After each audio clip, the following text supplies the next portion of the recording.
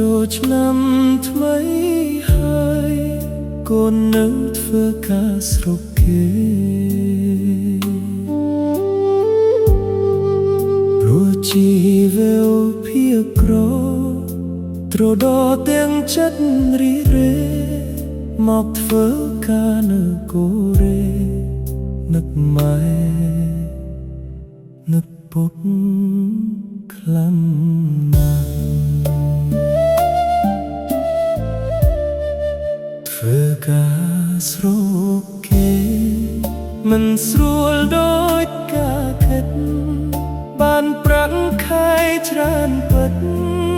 តែចិត្តនឹកស្រុកខ្មែរគេជេរគេថាស៊ូទ្រាំអិលហើយព្រួយចង់បានប្រាក់ខែ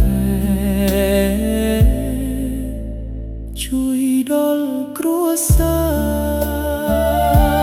រពលក៏ស្រុកគេសូមថែសុខទៀតផងណាពេលឈឺតិចតួយត្រូវមើលថែខ្លួនសង្ឃឹមថ្ងៃមួយពួកយើងបើជួបគ្រួសារបងអូនប្រុសស្រីវិញ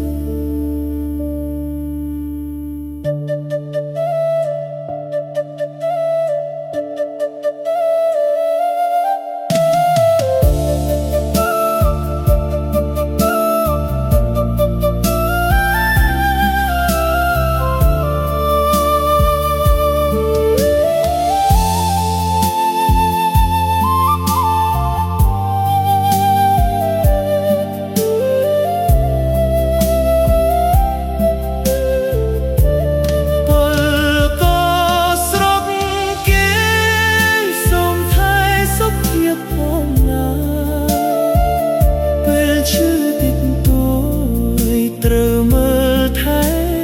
ខ្លួនសង្ឃឹមថ្ងៃមួយពួកយើងវិលជួបគ្រួសារ